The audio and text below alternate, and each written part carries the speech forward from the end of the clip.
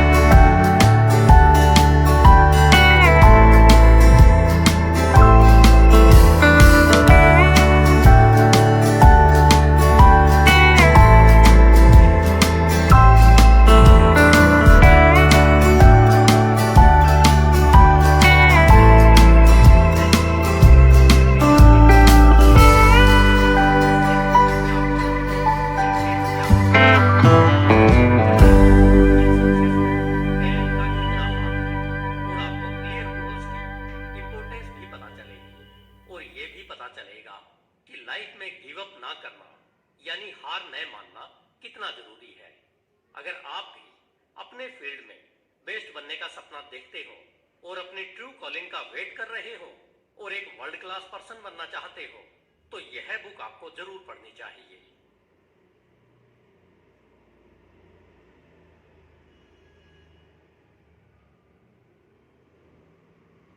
आइए आज हम बात करते हैं कि एंजेला डकवर्थ द्वारा लिखित बुक ग्रीड को पढ़ने के 6 कारणों के बारे में, जो यह सिखाती है। ग्रीड यानी पैशन और प्रिजर्वेशन, यानी वो करना जो आपको दुनिया में सबसे ज्यादा पसंद हो और उसके बारे में जानना। ग्रीड का मतलब है अपने लिमिट्स को पुश करना। आप हमेशा खुद को लिमिट पे बांध लेते हैं और अपने सपनों तक कभी नहीं पहुंच पाते, लेकिन अपनी कमजोरियों को, अपने रास्तों की रुकावट मत बनने दो, खुद को ही चैलेंज दो। याद रखें, जो इंसान खुद की कमियों को जानता है वही उन्हें दूर कर सकता है। वर्ल्ड क्लास बनने के लिए सिर्फ टैलेंट की नहीं बल्कि प्रैक्टिस की भी जरूरत पड़ती है, और आपको 10,000 घंटे की प्रैक्टिस की जरूरत है, जिससे आपके अंदर लगातार इंप्रूवमेंट होती रहेगी। और इसके लिए आपके पास कोई बड़ा पर्पस होना चाहिए। एक कहावत है कि जब जागो तभी सवेरा, इसलिए अभी भी कोई देर नहीं हुई है। अपना गोल और प्रिजर्व ढूंढो, और चाहे जो कुछ हो अपने ग्रिड कभी मत छोड़ो। यह बुक आपको पहली बात सिखाती है, वो है शोइंग अप। सिर्फ 10% एप्लीकेंट्स को ही यूनाइटेड स्टेट मिलिट्री एकेडमी में एडमिशन मिल पाता है, और इनमें से ज्यादातर एथलीट्स और हाई स्कूल के टीम कैप्टन्स होते हैं। लेकिन इनमें से भी कई सिर्फ 2 महीने की ट्रेनिंग के बाद ही एकेडमी छोड़कर चले जाते हैं। नए कैडेट्स बीस्ट बैरेक्स प्रोग्राम से ट्रेनिंग की शुरुआत करते हैं। उन्हें रोजाना सुबह 5 बजे उठना होता है, फिर पूरा दिन फिजिकल एक्सरसाइज, वेपन्स ट्रेनिंग और क्लासरूम लेक्चर्स का सिलसिला चलता है। दिन भर में इन्हें बस 3 ब्रेक्स मिलते हैं, ब्रेकफास्ट, लंच और डिनर। रात ठीक 10 बजे ये सोने चले जाते हैं। ये इनका डेली रूटीन है, दिन रात सेम चीज करना। इनके लिए कोई वीकेंड्स, कोई छुट्टी नहीं होती, और खाने के अलावा कोई और ब्रेक भी इन्हें नहीं मिलता है। इन न्यू कैडेट्स को बाहरी लोगों के साथ मिलने की परमिशन नहीं होती। बीस्ट बैरेक्स की ट्रेनिंग कैडेट्स को फिजिकली ही नहीं बल्कि मेंटली और इमोशनली भी ट्रेन करती है, इन्हें स्ट्रॉन्ग बना देती है। और यही मिलिट्री ट्रेनिंग का मतलब होता है, सोल्जर्स को इतना स्ट्रॉन्ग बना देना कि वो फ्यूचर में आने वाले चैलेंजेस का सामना कर सके। दरअसल इस ट्रेनिंग के जरिए यूएस आर्मी ये श्योर कर लेती है कि कौन गिव अप करेगा और कौन ट्रेनिंग पूरी करके ग्रेजुएट बनेगा। कई साइकोलॉजिस्ट की हेल्प से कैडेट्स के लिए टेस्ट क्रिएट किए जाते हैं, जिससे ये पता चल सके कि इनके अंदर क्या क्वालिटी है और इनमें से कौन ट्रेनिंग में टिक पाएगा। लेकिन कोई भी साइकोलॉजिस्ट ऐसा कोई परफेक्ट टेस्ट क्रिएट नहीं कर पाया है। कई बार तो मोस्ट इंटेलिजेंट और एथलीट टाइप के कैडेट्स भी ट्रेनिंग के बीच से ही चले जाते हैं। इतनी हाई और इंटेंस ट्रेनिंग पूरी करना सबके बस की बात नहीं है, यहाँ तक कि बेस्ट अचीवर्स भी हार मान लेते हैं। तो उन कैडेट्स में ऐसी कौन सी क्वालिटी होती है जो ये 4 साल का ट्रेनिंग प्रोग्राम कंप्लीट कर लेते हैं? अगर ये उनका इंटेलिजेंस या टैलेंट नहीं है तो फिर क्या सीक्रेट है? मिलिट्री एकेडमी के ट्रेनर्स में से एक माइक मैथ्यूज भी है, और उन्होंने यहीं से ग्रेजुएशन की है। उनका मानना है कि जैसे ही एडमिशन होता है, न्यू कैडेट से ऐसी चीजें करवाई जाती है जो उन्होंने पहले कभी नहीं की होती। माइक को याद है कि जब वो भी एक कैडेट थे, बैरेक्स ट्रेनिंग के सिर्फ 2 हफ्तों के अंदर वो भी बाकी क्लासमेट की तरह फ्रस्ट्रेट और टायर्ड फील करने लगे थे। उनमें से कुछ तो पहले ही ट्रेनिंग छोड़कर जा चुके थे, लेकिन माइक ने ऐसा नहीं किया। माइक बताते हैं कि उनके क्लासमेट्स कमजोर नहीं थे, बल्कि वो काफी स्ट्रॉन्ग, स्मार्ट और एक्टिव लोग थे। लेकिन मिलिट्री एकेडमी में इसके अलावा भी एक चीज मैटर करती है, और वो है कभी गिव अप नहीं करना।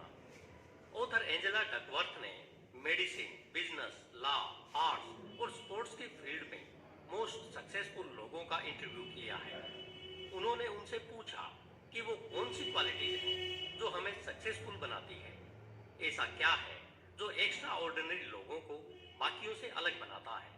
एंजेला ने देखा कि ऐसे कई सारे टैलेंटेड लोग हैं जो अपने करियर में बेस्ट बनने से पहले फेल हो चुके थे। एंजेला ने यह भी ऑब्जर्व किया कि ज्यादातर सक्सेसफुल लोगों की 2 कॉमन क्वालिटीज होती हैं। पहली तो ये कि वो फेल होने के बाद भी गिव अप नहीं करते, यानी आसानी से हार नहीं मानते। ये लोग अपनी स्किल्स इंप्रूव करते रहते हैं। जैसे कि एक राइटर जो स्टार्टिंग में कुछ खास नहीं लिखता था, उसकी स्टोरीज मोलोड्रामेटिक और बोरिंग लगती थी, मगर उसने लिखना नहीं छोड़ा और अपने काम में इंप्रूवमेंट करता चला गया। बाद में उस राइटर ने एक काफी प्रेस्टिजियस अवार्ड भी जीता।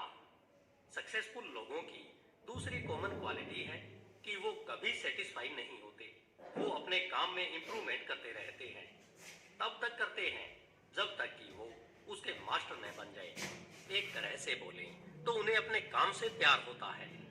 टास्क चाहे कितना भी फ्रस्ट्रेटिंग हो, बोरिंग या पेनफुल हो, ये उसे पूरा किए बिना नहीं छोड़ते। ये लोग अपने खुद के सबसे बड़े क्रिटिक्स होते हैं। उन्हें अपने काम में कोई ना कोई कमी दिख ही जाती है और नतीजा ये होता है कि ये बेहतर से बेहतर करते चले जाते हैं। अपने गोल्स को लेकर ये एकदम क्लियर होते हैं। तो अगर हम इन दो क्वालिटीज का नाम रखें तो ये है प्रिजर्व और दूसरी पैशन प्रिजर्व्स है। हार्ड वर्क और गिर के फिर से उठना, और पैशन है पक्का इरादा और डायरेक्शन। और इन सब क्वालिटीज को हम एक नाम दे सकते हैं, वो है ग्रीड, यानी पैशन और प्रिजर्व्स। दूसरी चीज जो इससे सीखते हैं वो है डिस्ट्रैक्टेड बाय टैलेंट। सक्सेसफुल होने के लिए सिर्फ टैलेंट से काम नहीं चलेगा। ऐसे कई टैलेंटेड लोग हैं जो एक लिमिट के बाद सेटिस्फाई हो जाते हैं। ये ना तो प्रैक्टिस करते हैं और ना ही कोई ट्रेनिंग। इनके अंडर परफॉर्मेंस होने की यही मेन वजह है। दूसरी तरफ ऐसे भी लोग हैं जो बिल्कुल भी स्पेशल नहीं लगते। उनकी स्टार्टिंग एकदम एवरेज लेवल की होती है, लेकिन वक्त के साथ ये लोग अपने ग्रेड की वजह से अपने फील्ड के मास्टर बन जाते हैं। बेशक इनमें टैलेंट हो या न हो, मगर अपने पैशन और प्रेजेंस की वजह से इन्हें सक्सेस मिलती है। यहाँ हम डेविड लुओंग की स्टोरी लेंगे, जो एंजेला के स्टूडेंट हुआ करते थे। एंजेला पहले सैन फ्रांसिस्को के एक पब्लिक स्कूल में मैथ पढ़ाती थी।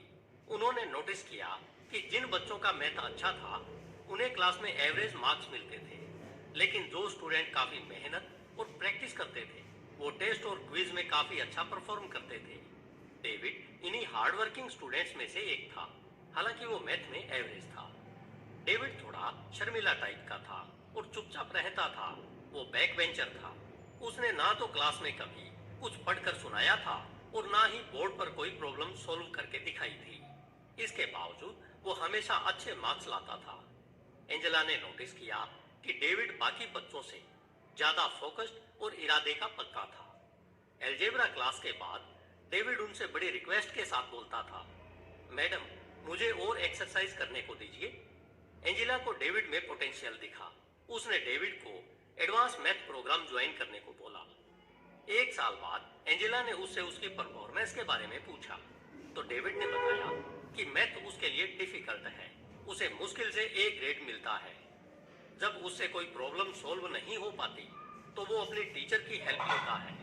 फिर वो उन सवालों को दोबारा सॉल्व करने की कोशिश करता है। डेविड जब ग्रेजुएट हुआ तो उसे एडवांस कैलकुलेशन क्लास में नंबर 1 पोजीशन मिली थी। एंजेला को पता चला कि डेविड ने क्लास में इकोनॉमिक्स और इंजीनियरिंग ली है। फिर डेविड ने मैकेनिकल इंजीनियरिंग में पीएचडी की डिग्री ली और आज डेविड एरोस्पेस कॉर्पोरेशन के लिए काम करता है। एंजेला अपने स्टूडेंट पर काफी प्राउड फील करती है। डेविड एक शर्मीला लड़का था जिसे मैथ में कम नंबर मिलते थे, लेकिन उसके प्रीजेस और पैशन ने उसे हाई पोजीशन तक पहुंचा दिया था। कौन सोच सकता था कि डेविड एक दिन रॉकेट साइंटिस्ट बन जाएगा। उसके पास नेचुरल टैलेंट नहीं था, मगर उसके अंदर ग्रिट जरूर थी। यह बुक जो तीसरी बात सिखाती है वो है एफर्ट्स काउंट्स ट्वाइस। लोग स्पोर्ट्स में जब किसी अचीवर के बारे में सुनते हैं तो उन्हें लगता है कि उसमें जरूर कोई नेचुरल टैलेंट होगा। वो तुरंत सोच लेते हैं कि वो जरूर एक्स्ट्रा ऑर्डिनरी होगा। लोग अक्सर एथलीट्स को सुपर ह्यूमन समझ लेते हैं, लेकिन ये सब कहने की बात है। स्पोर्ट्समैन के पास कोई जादू की छड़ी नहीं होती, फिर भी हमें लगता है कि उनके पास कोई सीक्रेट है, लेकिन उनका सीक्रेट सिर्फ एक है, ग्रीड। इनकी सक्सेस का राज है कई घंटों की लगातार प्रैक्टिस जो ये हर रोज करते हैं, और हारने के बावजूद भी हार नहीं मानते। लोग बस ओलंपिक्स में इनकी परफॉर्मेंस देखते हैं, किसी को उस परफॉर्मेंस के पीछे की मेहनत नहीं दिखती। हम उनकी रोज की ट्रेनिंग नहीं देखते और ये नहीं देखते कि ये अपने लिमिट से बाहर जाकर प्रैक्टिस करते हैं। क्या आपने ऐसे इंसान के बारे में सुना है जो डिसलेक्सिस होने के बावजूद एक ग्रेट राइटर बना? जी हाँ, मैं जॉन इरविन की बात कर रहा हूँ। वो एक बेस्ट सेलिंग ऑथर और अवार्ड विनिंग स्क्रीन राइटर है। जॉन पढ़ाई में काफी कमजोर थे। इंग्लिश में तो उन्हें हमेशा C- मिलता था। ग्रेजुएट होने से पहले उसे हाई स्कूल पास करने में 2 साल लगे थे। दरअसल जॉन को डिसलेक्सिया की सीरियस प्रॉब्लम थी। उसे अपना हिस्ट्री असाइनमेंट करने में 3 घंटे लगते थे।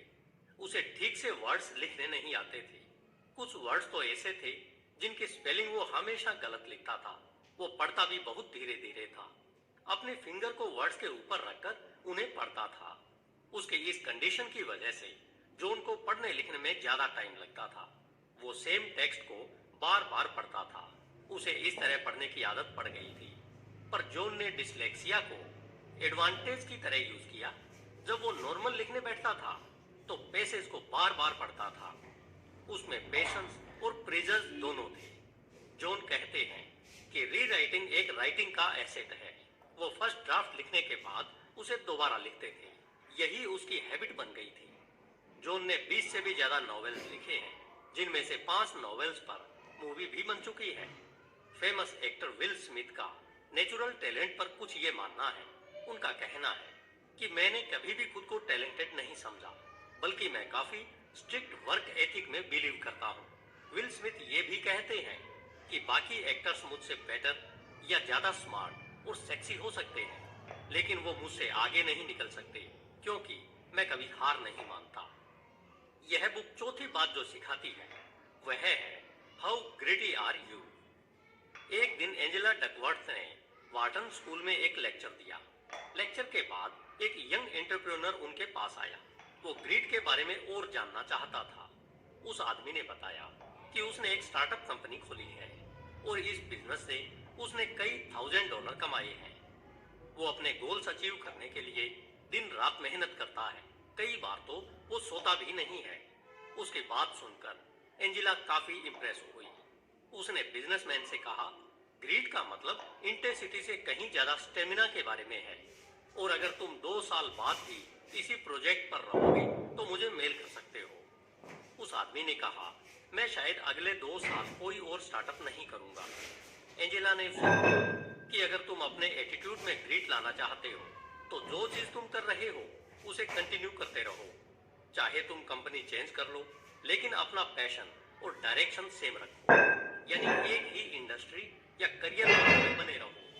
एक चीज छोड़कर दूसरी चीज में हाथ डालना ग्रीड नहीं है, क्योंकि बेस्ट बनने का कोई शॉर्टकट नहीं है।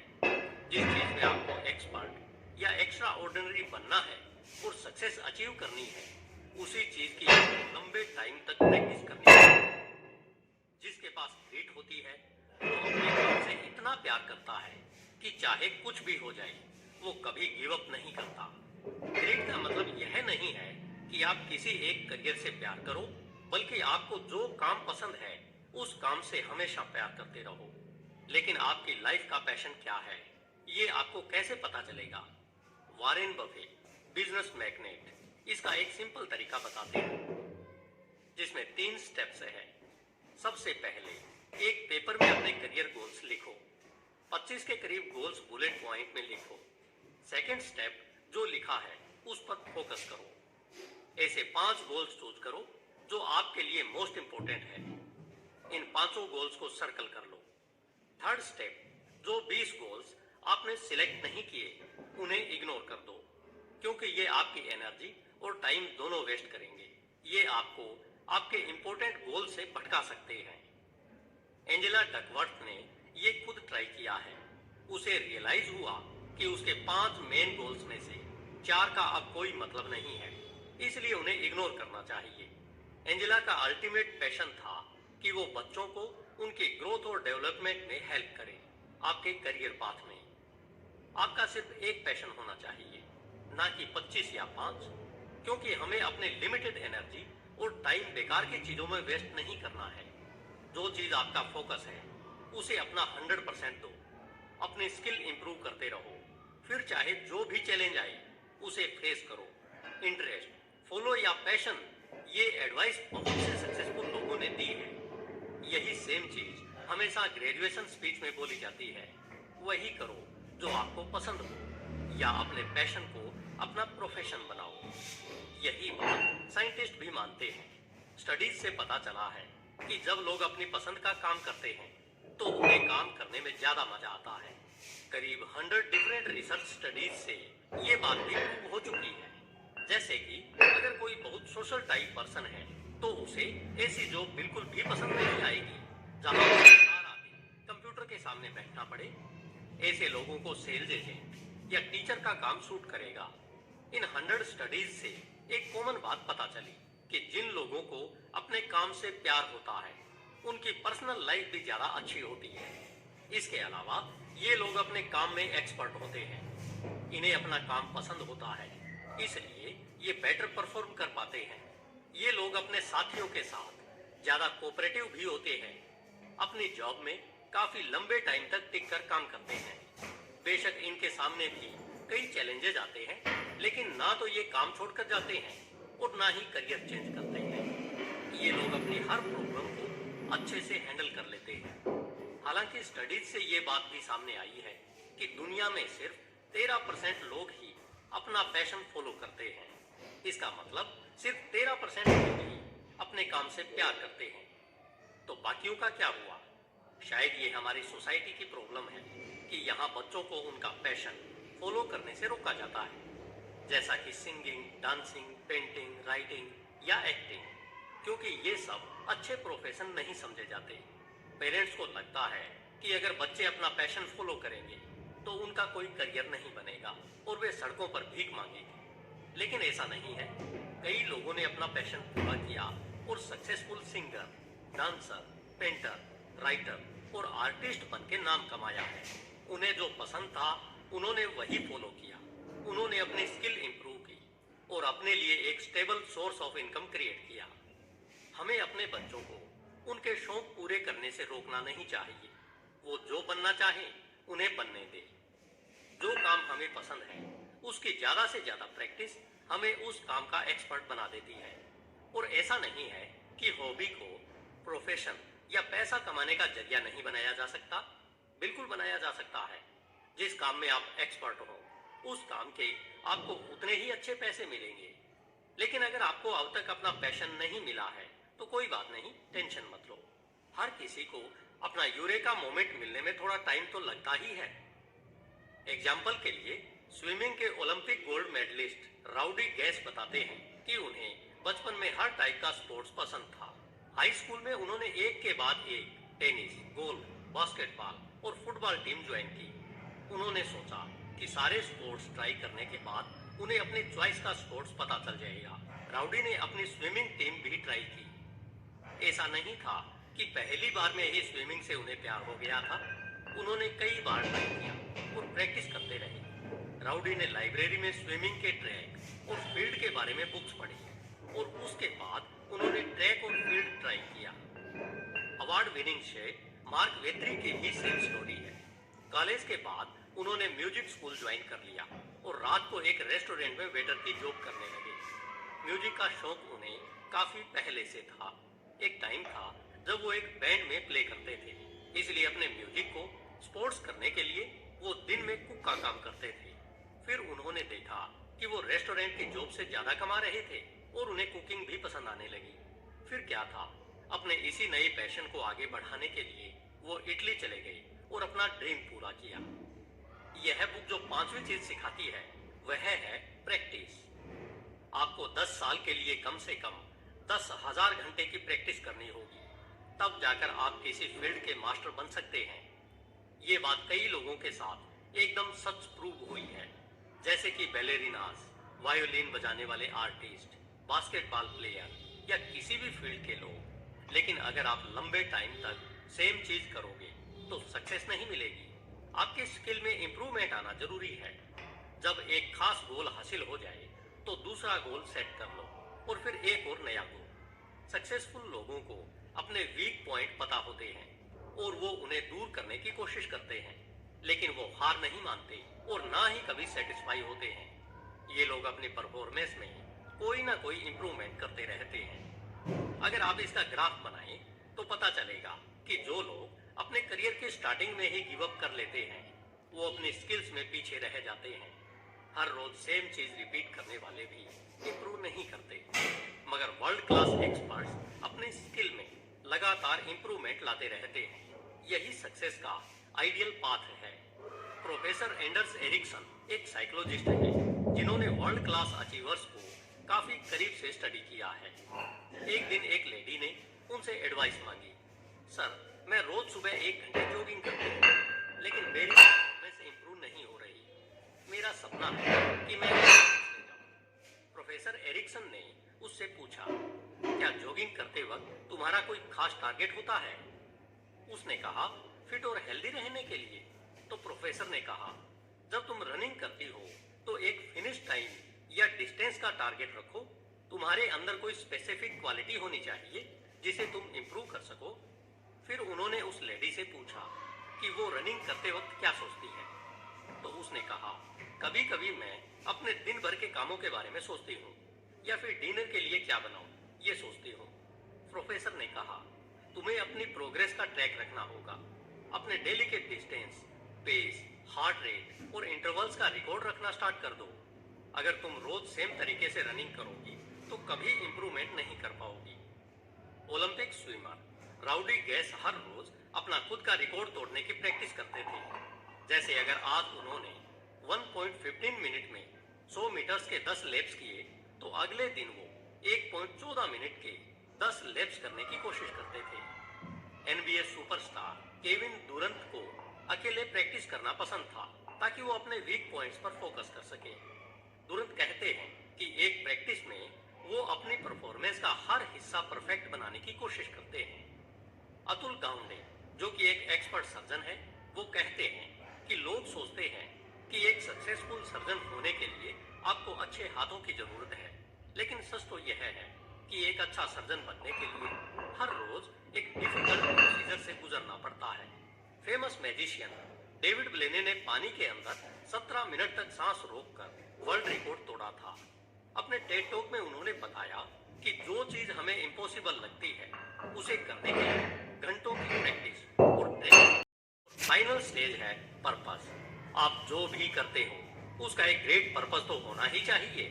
आपको ये भी देखना है कि आपके पर्पस से दूसरों का कितना भला हो रहा है। आप इसे ब्रिकलेयर्स यानी ईंट बिछाने वालों की स्टोरी से समझ सकते हैं। एक दिन 3 ब्रिकलेयर्स धूप में काम कर रहे थे। तभी एक अजनबी आया और उसने पूछा, तुम लोग क्या कर रहे हो? पहले ब्रिकलेयर ने जवाब दिया, मैं ईंटें बिछा रहा हूँ। दूसरे ने कहा, मैं एक मंदिर बना रहा हूँ। तीसरे ने बोला, मैं भगवान का घर बना रहा हूँ। तो बात यह है कि पहले ब्रिकलेयर के लिए यह सिर्फ एक जॉब है, ईंटें बिछाना उसका काम है। वो इस काम को इसी तरह देखता है। दूसरे के लिए ये एक करियर है, मगर तीसरे के लिए यह एक पैशन है। वो इस काम को अपना हाई पर्पस मानकर करता है। इसलिए जो लोग अपने काम में कोई पर्पस ढूंढ लेते हैं वो औरों के मुकाबले ज्यादा सक्सेसफुल होते हैं। यही लोग अपने काम से हमेशा खुश रहते हैं। सिर्फ काम में ही नहीं बल्कि लाइफ के हर फील्ड में ये खुश रहते हैं। ये लोग इस दुनिया को एक बेटर प्लेस बनाने की कोशिश करते हैं, अपने लिए भी और दूसरों के लिए भी। तो आपके पास क्या है? तो आपका काम क्या आपके लिए सिर्फ जॉब है या करियर है या पैशन है? क्या आप सिर्फ पैसे कमाने के लिए काम करते हैं? क्या आप प्रोफेशन के लिए काम करते हैं? या आप औरों की लाइफ बेटर बनाने के लिए काम करते हैं? इस बात को आप इस स्टोरी से समझोगे। जेन गोल्डन फिलाडेल्फिया की एक म्यूरल आर्टिस्ट है। वो जब 29 की थी तो उसे पता चला कि उसे लूपस कैंसर है। डॉक्टर ने उसे बोल दिया कि उसके पास अब ज्यादा टाइम नहीं है। जेन इस खबर से पूरी तरह हिल गई थी, लेकिन उसने डिसाइड किया कि कैंसर की वजह से वो जीना नहीं छोड़ेगी। वो अपने होम टाउन चली गई और वहां पर एक लोकल एंटी ग्रेविटी प्रोग्राम में हिस्सा ले लिया। और अगले 30 सालों में जेन ने इस प्रोग्राम को वहां से सबसे बड़े पब्लिक आर्ट इनिशिएटिव में बदल दिया था। जेन अब 60 की हो चुकी है और काफी जिंदा दिल है। वो पूरे हफ्ते दिन रात काम करती है। उसे अपने काम से प्यार है। जेन अपनी कम्युनिटी के लोगों को म्यूरल पेंटिंग सिखाती है।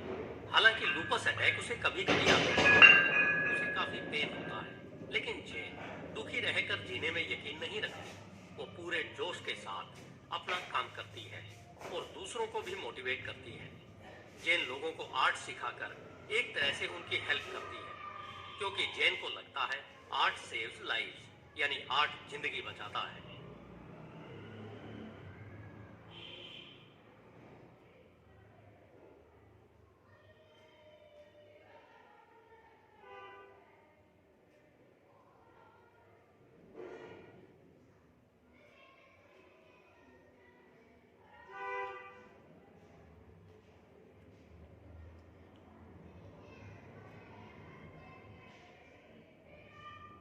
Grit, the power of passion and perseverance. दोस्तों ये बुक इल्यूसिव वर्च्यू यानी उन जादुई गुणों के बारे में है जो लोगों को उनकी चाहत को पाने में, उनकी लाइफ में एक पर्पस को फाइंड करने में और सबसे जरूरी बात अपनी खुशी से हमेशा चिपके रहने में हेल्पफुल करती है। इसके जरिए पता लगाया जाता है कि आप अपनी ग्रिट को कैसे डिस्कवर कर सकते हैं और इसका यूज लाइफ में अपनी कॉलिंग को पाने के लिए कैसे कर सकते हैं। और जब भी कहीं अटक जाओ, फंस जाओ, तब भी मजबूती से वहां कैसे डटे रहना है, ये बात ये किताब बताती है दोस्तों इस किताब की ऑथर एंजेला डकवर्थ हैं, जो पेनिसिल्वेनिया की एक साइकोलॉजी प्रोफेसर हैं और कैरेक्टर लैब की फाउंडर हैं, जो एक इंस्टीट्यूशन है जो अमेरिकन कल्चर में ग्रिट यानी दृढ़ संकल्प के ग्रोथ को बढ़ावा देती है। उनकी सलाह को व्हाइट हाउस और वर्ल्ड बैंक के साथ साथ कई नेशनल स्पोर्ट्स टीम और लीडिंग सीईओज ने भी उनको माना है दोस्तों। तो इसमें आपके लिए क्या है? हाँ दोस्तों, इस किताब में आपके लिए क्या है? तो अपनी कमर कस के काम करने के लिए इंस्पायर्ड हो जाइए दोस्तों। अगर पहली बार में आप सक्सेसफुल नहीं होते तो अपने आप को फिर से उठाइए और ट्राई कीजिए, फिर से एफर्ट करिए दोस्तों। खैर कम से कम इसे सुनिए तो सही। हमें लगातार ये कहा जा रहा है कि हमें स्ट्रॉन्ग होना चाहिए और एक सोल्जर की तरह एक्ट करना चाहिए। फिर भले ही ये पहली बार करने में बहुत ही हार्ड क्यों न लगे, इस सब पर जोर देने, हार्डवर्क करने और इसे जारी रखने के बावजूद हम ये यकीन भी नहीं कर पाते हैं कि ये हमें टॉप पर पहुंचा देंगे। हमारे दिल ही दिल में हम ये मान बैठे हैं कि ये दृढ़ इच्छा नहीं बल्कि टैलेंट ही होता है जो लोगों को टॉप पर पहुंचाता है। लेकिन सोचने का ये तरीका सरासर गलत है। टैलेंट की बात पुरानी है। हकीकत में आपको जिसकी जरूरत है वो है ग्रिट और डिटर्मिनेशन यानी दृढ़ संकल्प और लगन। लगता है कि यह बात थोड़ी नासमझी सी लग सकती है आपको। खैर ये समरी इसे सही साबित करने के लिए कुछ फैक्ट्स प्रोवाइड कराएगी। उन्हें पढ़ने के बाद आपको इसमें कोई भी डाउट नहीं होगा कि असल में हार्डवर्क कितना इंपॉर्टेंट है। तो दोस्तों इस समरी में आपको पता चलेगा कि how a piano recording shows are bias for talent over hard work. कैसे पियानो रिकॉर्डिंग हार्डवर्क से ज्यादा टैलेंट के लिए हमारे झुकाव को बताती है। दूसरा, कैसे सिंपल गोल्स पर फोकस करने से आपको अपने सबसे ज्यादा डिफिकल्ट गोल्स को हासिल करने में हेल्प मिलेगी। और तीसरा, कैसे किड्स और एडल्ट्स पर अचीवमेंट की बजाय हार्डवर्क के लिए पुरस्कार देने का क्या इफेक्ट पड़ता है। भले ही हम ये कहना पसंद करते हैं कि हार्डवर्क सक्सेस की चाबी है, लेकिन हमारे पास एक झुकाव के रूप में नेचुरल टैलेंट पहले से ही मौजूद है। हाँ दोस्तों, भले ही हम ये कहना पसंद करते हैं कि हार्डवर्क सक्सेस की चाबी है, लेकिन हमारे पास एक झुकाव के रूप में नेचुरल टैलेंट पहले से ही मौजूद है। आइए इस पॉइंट को डिटेल में समझते हैं दोस्तों। आपको क्या लगता है कि एक दोस्त या पार्टनर में कौन सी क्वालिटी ज्यादा इंपॉर्टेंट होती है, इंटेलिजेंस या फिर गुड लुक्स? एक एम्प्लॉय में क्या जरूरी है दोस्तों, नेचुरल टैलेंट या एक स्ट्रॉन्ग वर्क एथिक? इन दोनों बातों में हम अपनी नेचुरल इंस्टिंक्ट के खिलाफ फैसला लेकर खुद को धोखा देते हैं दोस्तों, क्योंकि हम भी जानते हैं कि अगर एक पार्टनर जो है वो इंटेलिजेंट होए तो ज्यादा ठीक रहेगा। एक एम्प्लॉय अगर स्ट्रॉन्ग वर्क एथिक रखे तो वो निश्चित ही ठीक रहेगा। यूनाइटेड स्टेट्स में कई नेशन वाइड सर्वेज ने सवाल पूछा था कि सक्सेस के लिए कौन सी क्वालिटी सबसे ज्यादा इंपॉर्टेंट होती है, टैलेंट या हार्डवर्क? जवाब देने वालों में से लगभग 66% लोगों ने हार्डवर्क, ग्रिट और डिटर्मिनेशन का सपोर्ट किया था। हार्डवर्क वह क्वालिटी होती है दोस्तों जिसको उन्होंने एक अच्छे एम्प्लॉय में पाना चाहा था। जो भी एम्प्लॉयर्स ये कह रहे थे कि भैया हमारे को किस तरीके का एम्प्लॉय चाहिए, और ये ओपिनियन सिर्फ बिजनेस वर्ल्ड पर ही अप्लाई नहीं होता है दोस्तों। 2011 में साइकोलॉजिस्ट चिया चुंग त्से ने इस सवाल को म्यूजिकल एक्सपर्ट्स के सामने रखा और भारी मेजॉरिटी ने फिर यह कहा कि प्रैक्टिस और हार्डवर्क ही सक्सेस की चाबी है। लेकिन अगर हम खुद के प्रति ईमानदार हैं तो हम देखेंगे कि हम तो अभी तक टैलेंट को ही हार्डवर्क से ज्यादा तवज्जो देते आए हैं।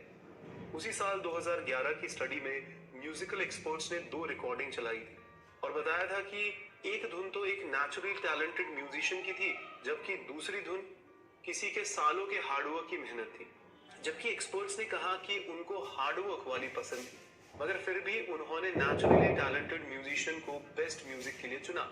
लेकिन यहाँ एक ट्रिक थी दोस्तों, एक्सपर्ट्स ने एक ही म्यूजिशियन द्वारा बनाई गई लगभग सेम पियानो धुन बजाई थी। हाँ दोस्तों, इस तरीके का सेल्फ डिसेप्शन यानी आत्म धोखा या खुद को धोखा देना बिजनेस वर्ल्ड में भी होता है। जैसे कि स्टडी में भी एंटरप्रेन्योर्स के एक्सपीरियंसेस पर गौर किया गया और पाया कि हार्डवर्क करने वालों को कई सालों के एक्सपीरियंस की जरूरत होती है और नेचुरली गिफ्टेड लोगों के खिलाफ कंपटीशन करने के लिए उन्हें स्टार्टअप कैपिटल में कम से कम $40,000 ज्यादा की जरूरत होती है। अक्सर कई बार देखा गया है कि अगर किसी कैंडिडेट को जिसमें लोगों के साथ कनेक्ट बनाने का एक नेचुरल टैलेंट है तो उसे किसी ऐसे पर्सन की तुलना में ज्यादा वैल्यूएबल माना जाएगा जिसने अपने साथियों का एक नेटवर्क खड़ा करने के लिए बहुत ज्यादा हार्डवर्क किया हो। एफर्ट टैलेंट से डबल वैल्यूएबल है। टैलेंट की शुरुआती कमी के बावजूद कुछ लोग अच्छे से परफॉर्म करते हैं। हाँ दोस्तों, एफर्ट टैलेंट से डबल वैल्यूएबल है। टैलेंट की शुरुआती कमी के बावजूद कुछ लोग अच्छे से परफॉर्म करते हैं। आइए इस पॉइंट को डिटेल में सुनते हैं। जब बिल क्लिंटन यूएस प्रेसिडेंट की पोस्ट के लिए पॉलिटिकल ऊंचाई पर थे तो उन्होंने इसे एफर्टलेस बना दिया और हल्के में लिया। दूसरी ओर हिलेरी क्लिंटन के लिए यह कभी इजी नहीं रहा, लेकिन असल में इसने हिलेरी के फेवर में काम किया। दोस्तों, एफर्ट ना सिर्फ स्किल की ओर ले जाता है बल्कि ये रिजल्ट की ओर भी ले जाता है, जो कि इसे टैलेंट से दुगना जरूरी बनाता है। आप इसे एक इक्वेशन की तरह देख सकते हैं। जैसे अपनी स्किल के लेवल्स को डिटरमाइन करने के लिए आप अपने टैलेंट को एक दिए गए फील्ड में दिखाते हैं और इसे आपके द्वारा लगाए गए एफर्ट की क्वांटिटी से मल्टीप्लाई किया जाता है, तो skill equal to talent into effort होगा दोस्तों। लेकिन जब रिजल्ट्स हासिल करने की बात आती है तो आपको उस स्किल को इक्वेशन में वापस लाना होगा और एक बार फिर रिजल्ट आपके द्वारा लगाए गए एफर्ट के अमाउंट पर ही डिपेंड करेगा। इसलिए इस बार फिर achievement equal to skill into effort होगा। आप इसे एथलेटिक्स के फील्ड में भी देख सकते हैं। यहाँ तक कि अगर आप नेचुरली टैलेंटेड हैं तो भी आपको अपनी स्किल को प्रैक्टिस और डेवलप करने के लिए एफर्ट तो लगाना ही होगा। उदाहरण के लिए अगर आप ओलंपिक गोल्ड जीतना चाहते हैं तो ये लगभग पूरी तरीके से प्योर एफर्ट ही होगा जो आपको गोल्ड तक पहुंचाएगा। दोस्तों, एफर्ट की अमेजिंग पावर अक्सर उन लोगों द्वारा शो की जाती है जो टैलेंट की कमी को दूर करने के लिए लड़ते हैं, जूझते हैं। इसका एक अच्छा उदाहरण एक award winning writer John Irving है। दोस्तों, नेचुरल टैलेंट से दूर इरविंग ने स्कूल में स्ट्रगल किया, 1 साल फेल भी हुए, इंग्लिश में C ग्रेड पाई और अपने SAT पर एवरेज लैंग्वेज स्कोर पाया। लेकिन इसकी एक वजह थी दोस्तों, यह पता चला कि इरविंग डिस्लेक्सिक थे और उन्हें दूसरों की तुलना में लिखने पढ़ने में ज्यादा दिक्कत होती थी। हालांकि इरविंग ने हार नहीं मानी, इसके बजाय उन्होंने अपनी स्टडीज में दूसरे इंसान की तुलना में डबल एफर्ट्स लगाए। यह एक ऐसी हैबिट है दोस्तों जो उन्होंने उम्र भर बनाई रखी। इरविंग जब भी लिखना खत्म करते तो वह फिर से अपने नॉवल के 10 ड्राफ्ट लिख दिया करते, लेकिन उन्हें पता था कि उनको अपनी इस ग्रिट और हार्डवर्क का सबब जरूर मिलेगा। इसके रिजल्ट खुद उनकी सक्सेस को बताते हैं। उनके novel the world correspondingly garb ने 1978 में नेशनल बुक अवार्ड जीता। दोस्तों, लो लेवल गोल्स को क्रिएट करके और उनसे चिपके रहकर आप लॉन्ग टर्म गोल्स को पहचान सकते हैं और अपने ड्रीम्स को जिंदा रख सकते हैं। हाँ दोस्तों, लो लेवल गोल्स को क्रिएट करके और उनसे चिपके रहकर आप लॉन्ग टर्म गोल्स को पहचान सकते हैं और अपने ड्रीम्स को जिंदा रख सकते हैं। आइए इस पॉइंट को डिटेल में कुछ एग्जांपल्स के साथ समझते हैं। पारंपरिक सोच ये कहती है दोस्तों कि हमें वही करना चाहिए जिससे हम प्यार करते हैं, लेकिन इससे भी जरूरी बात यह है कि आपको उसके लिए कमिटेड रहने की भी जरूरत है। अपने आप को छोटे छोटे डेली टास्क देना अपने लेवल्स पर एफर्ट को बनाए रखने का एक अच्छा तरीका है। यह लो लेवल गोल्स आपके गोल्स को पूरा करने के पाथ के रूप में काम आ सकते हैं। दोस्तों, कई लोग हाई लेवल गोल्स को सेट करेंगे, जैसे कि एक डॉक्टर, लॉयर या एक प्रोफेशनल एथलीट बनना। इस तरीके का लाइफ गोल रखना इंस्पिरेशन तो है, लेकिन यह आपको ऐसा करने के लिए उन सभी छोटे गोल की तरफ भी ले जाता है जिन्हें पूरा करते हुए आप बड़े गोल को हासिल कर सकते हैं। दोस्तों, उदाहरण के लिए डॉक्टर बनने के लिए लो लेवल गोल्स की एक सीरीज है जिन्हें पहले सेट किया जाना चाहिए दोस्तों, जैसे कि प्री मेडिकल एग्जाम्स के लिए स्टडी करना और उसे पास करना। एक बार ऐसा होने के बाद और ज्यादा छोटे गोल्स आते हैं दोस्तों, जैसे टाइम पर अपनी क्लासेस में जाना और ये पक्का करना कि आपको गुड ग्रेड्स मिले। तो इन स्मॉल गोल्स को अपनी डेली लाइफ में शामिल किए बिना आपका बिग गोल आपकी पहुंच से बाहर होगा दोस्तों। हालांकि यहाँ एक बड़ा ड्रीम और विजन होना आपकी डे टू डे लाइफ में प्रोवाइड करने के लिए इम्पोर्टेंट भी है। आखिरकार जब आपके पास अपने गोल की एक क्लियर पिक्चर हो तो एक डिसिप्लिन सिस्टम से चिपके रहना पूरी तरीके से इजी है, और यह तब भी हेल्प करता है जब आप अपने पैशन के करीब होते हैं दोस्तों। उदाहरण के लिए टॉम सीवर को ही ले लीजिए। वह तो हमेशा से ही पिच बेसबॉल में जाना चाहते थे। 42 साल की एज में उनके रिटायर्ड होने तक सीवर ने एक मेजर लीग बेसबॉल प्लेयर के रूप में 20 साल के 3640 स्ट्राइकआउट्स किए।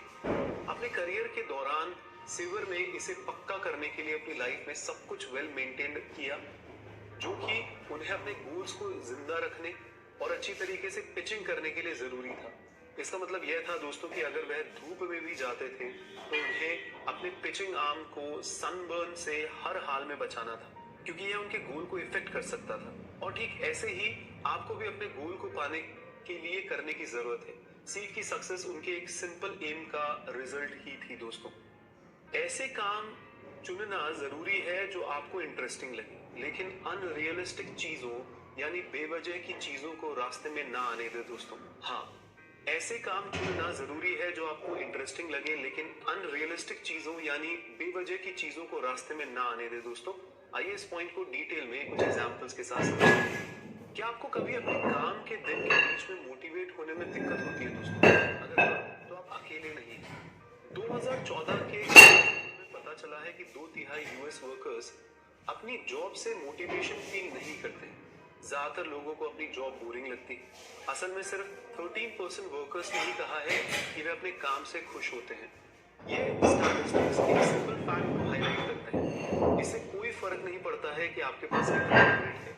अगर आप मोटिवेट रहना चाहते हैं तो आपको कुछ ऐसा करना जरूरी है जो आपको इंटरेस्टिंग लगे। 2003 में साइकोलॉजिस्ट मार्क एलन मॉरिस ने हजारों यूएस एम्प्लॉयज का इंटरव्यू लिया और इस नतीजे पर पहुंचे कि जब लोग अपने पर्सनल इंटरेस्ट के साथ काम करते हैं तो वे तब सबसे ज्यादा खुश होते हैं। इसका मतलब है कि क्रिएटिव माइंड वाले लोगों को कभी भी पूरी तरीके से एक एडमिनिस्ट्रेटिव डेस्क जॉब से जुड़ने में इंटरेस्ट नहीं होता है। उसी तरह जो लोग दूसरों की हेल्प करने और उनके लिए काम करने को एंजॉय करते हैं, वे ऐसे काम में सैटिस्फैक्शन पाने के लिए स्ट्रगल करेंगे जो उन्हें आइसोलेटेड यानी दुनियादारी से अलग थलग रखेगा, या वो स्टक हो जाए सिर्फ खुद पे ही काम करते हुए। तब उनको बहुत ज्यादा अजीब लगेगा दोस्तों। तो इसे माइंड में रखते हुए आपके लिए जो अवेलेबल जॉब है उनके बारे में एक क्लियर पिक्चर इंपॉर्टेंट है दोस्तों। साइकोलॉजिस्ट बेरी स्वास पेनिसिल्वेनिया के स्वर्थमोर कॉलेज में 45 सालों से स्टूडेंट्स की काउंसलिंग कर रहे हैं, और उन्होंने देखा कि आज की जनरेशन स्पेशली अनरियलिस्टिक और मीनिंगलेस बातों से इंस्पायर्ड होती है, जिसमें झूठ के सिवाय और कुछ नहीं होता है। मैं फिर से दोहराऊंगा दोस्तों, 45 सालों से स्टूडेंट की काउंसलिंग करने के बाद उन्होंने ये निष्कर्ष निकाला कि आज की जनरेशन स्पेशली अनरियलिस्टिक और मीनिंगलेस बातों से इंस्पायर्ड होती है, जिसमें झूठ के सिवाय और कुछ नहीं होता है। तो स्वाट्स ने नोटिस किया कि इस इम्प्रैक्टिकल अप्रोच यानी बेवजह के शौक ने नई जनरेशन की प्रोफेशनल और रोमांटिक लाइफ दोनों को छीन लिया है। जब एक इंसान जॉब की यानी एक नौकरी की या प्यार की, लव की बात आती है, तो उन्होंने पाया कि आज के यंग एडल्ट्स को यह गलतफहमी है कि इस झूठी दुनिया में उनके लिए एक यूनिक और परफेक्ट मैच उनका वेट कर रहा है, और इस दुनिया के अलावा बाकी सब उनको वक्त की बर्बादी ही लगता है। आज की जनरेशन को पता होना चाहिए कि असल में इस झूठी दुनिया के बाहर कई जॉब्स और पार्टनर्स हैं जो उनके लिए एक सक्सेसफुल रिलेशनशिप या करियर का आधार हो सकते हैं, पर वो सिर्फ एक परफेक्ट जॉब की उम्मीद रखते हैं। वो सोचते हैं कि उनकी तरीके से वो वहां पहुंच जाएंगे या उनको एक सोलमेट मिल जाएगा। ये सोचने की बात है दोस्तों। क्या ऐसा हमारे साथ भी घटित हुआ है? क्या उसके चलते हमने बहुत सारा समय अपनी जिंदगी में बिताया है, बर्बाद किया है यानी? और दोस्तों ये बात ध्यान रखिए कि अगर आपने वो नॉर्मल करियर या पार्टनर पा लिया है, तो आपको अपने पर्सनल और प्रोफेशनल गोल्स तक सक्सेसफुली पहुंचने के लिए बस उस नॉर्मल करियर और पार्टनर से चिपके रहना है और इसकी इंपॉर्टेंस को भूलना नहीं है दोस्तों। क्या पता वही पार्टनर आपका सोलमेट बन जाए, क्या पता वही जॉब आपका एक ड्रीम जॉब बन जाए दोस्तों। आप कैसे प्रैक्टिस करते हैं इस पर नजर रखें और ऑटो पायलट मोड पर रहने से बचें। हाँ दोस्तों, आप कैसे प्रैक्टिस करते हैं इस पर नजर रखें और ऑटो पायलट मोड पर रहने से बचें। आइए इस पॉइंट को डिटेल में कुछ एग्जांपल्स के साथ समझते हैं। अगर आपने एग्जाम्स की स्टडी में बहुत टाइम बिताया है तो इसके चांसेस हैं कि आप जानते होंगे कि बेकार की इंफॉर्मेशन को कॉपी करने और फिर बिना मतलब के पूरा दिन बिताना कितना इजी होता है। फैक्ट यह है दोस्तों कि अगर आप चतुराई से प्रैक्टिस नहीं करते हैं तो आपकी हार्ड प्रैक्टिस वेस्ट भी हो सकती है। जो लोग प्रैक्टिस करते हैं उन्हें हमेशा नई स्किल में मास्टर होने में ज्यादा सक्सेस मिलती है, बजाय उन लोगों की जो कोई भी एफर्ट नहीं लगाते हैं। जैसे कि कॉग्निटिव साइकोलॉजिस्ट एंडर्स एरिक्सन ने पता लगाया है कि इस सक्सेस की चाबी इंटेलिजेंट प्रैक्टिस है।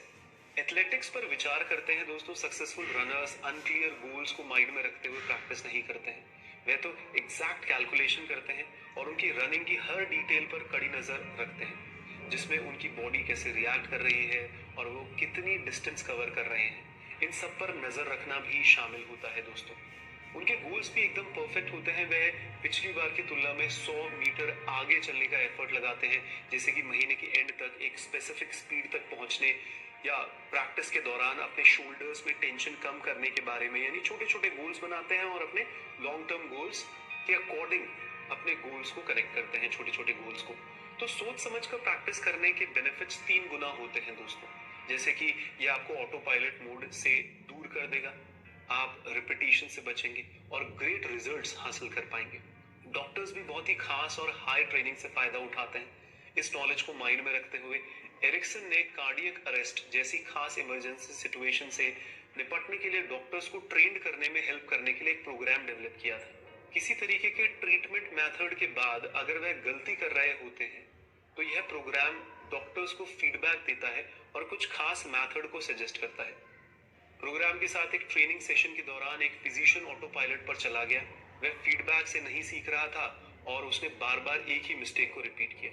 हालांकि पूरी लगन से काम करते रहने के बावजूद वह बिना किसी प्रोग्रेस के बस रिपीट ही किए जा रहा था अपनी गलती दोस्तों। यह तब तक जारी रहा जब तक कि उस डॉक्टर को वहां से साइड नहीं कर दिया गया और उससे एक मूवमेंट लेने के लिए कहा गया कि भैया थोड़ा सा रुको, वह जरा सोचे और समझे कि वह क्या कर रहा था, ताकि वह सही तरीके से चीजों को करे और अच्छा रिजल्ट पाए। यह करना इजी हो सकता है दोस्तों कि आप अपना सर झुकाए हुए काम पर लगे रहें और ऑटो पायलट मोड पर रहते हुए यह मानते हुए चले कि आपको कैसे ना कैसे करके ये प्रैक्टिस टाइम खत्म करना है और पुरस्कार लेना है। लेकिन ऐसा तब तक पॉसिबल नहीं होता जब तक आप रुकते नहीं और सही से यह सोचते समझते नहीं है कि आपको इसमें और इम्प्रूव करने और स्मार्ट प्रैक्टिस करने की जरूरत है। हेलो दोस्तों, मैं sir Virendra Bhardwaj. You are watching this video on Virendra Bhardwaj channel, YouTube channel. दोस्तों, मैं चाहूँगा कि आप सभी जो भी इस वीडियो को देख रहे हैं अपनी सेहत का ध्यान रखें, हेल्थ का ध्यान रखें, अपने परिवार का ध्यान रखें। और अगर आप रेगुलर एक्सरसाइज करते हैं, बहुत सारी बीमारियों से आप दूर रहेंगे और बहुत सारी बीमारियों से दूर रहेंगे। साथ साथ एक्सरसाइज करने से आप मेंटली स्ट्रेस से बाहर रहेंगे और हमेशा फिट बने रहेंगे। बहुत सारी प्रॉब्लम्स अलग अलग टाइप की जो लाइफ में आती है, उन चैलेंज को आप फेस कर पाएंगे और आप एक हेल्दी लॉन्ग लाइफ जिएंगे। तो मैं चाहता हूँ आप ये चीज़ें फॉलो करें और आप अपने परिवार में भी इन चीज़ों को फॉलो कराएं। और अगर आपको मेरे चैनल पर ये वीडियोज़ अच्छी लगती हैं तो कृपया करके इनको लाइक, कमेंट और दूसरे अपने नियर डियर को भी शेयर करें। तो आज की वीडियो में मैंने कुछ हार्ड एक्सरसाइज की हैं वेट के साथ में, जबकि मेरा नाता तो इन वेट से लगभग 20-25 साल पहले से रहा है। मैं आपको इस वीडियो में अपनी 20 साल पहले की वीडियो भी शेयर करूंगा। आप देख पाएंगे कि ओनली 20 एज की कंडीशन में मैंने अपनी बॉडी को मेंटेन रखा था, बॉडी बिल्डिंग के लिए अपने आप को तैयार रखा था। लेकिन फैमिली सर्कमस्टांसिस की वजह से, मैरिज होने की वजह से, साथ साथ चैलेंजेस आए तो प्रैक्टिस थोड़ी छूट गई और उसके बाद लाइफ कुछ ज़्यादा बिजी हो गई, तो इन चीज़ों को टाइम नहीं दे पा रहे थे। थोड़ा बहुत जैसे टाइम मिलता था दे पाते थे। तो अभी भी वो चीज़ें जारी है, जितना भी समय मिल पाता है तो प्रैक्टिस करते हैं कंटिन्यू। वो बात अलग है कि अब मैंने कुछ वीडियोस के ज़रिए यूट्यूब चैनल पर, फेसबुक पे इन चीज़ों को डालना शुरू कर दिया है, लेकिन ये चीज़ें कंटिन्यू रहेंगी अब, क्योंकि ये मेरा पैशन है शुरुआत से। और वो सारी चीज़ों के साथ साथ नेट्स ऑफ बिजनेस भी कंटिन्यू रहेगा। उसके साथ अपनी लाइफ को और ज़्यादा बेटर बनाने के लिए, अपने सपनों को पूरा करने के लिए, अपने फैमिली की खुशियों को पूरा करने के लिए उस पर भी काम करना है।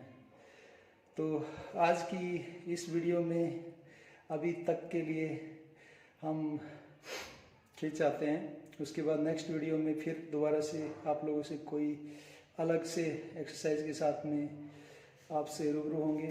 तब तक के लिए नमस्कार। अपना ख्याल रखिए, अपने परिवार का ख्याल रखिए और अपनी सेहत का लगातार ख्याल रखिए। धन्यवाद। जय हिंद। Thank you.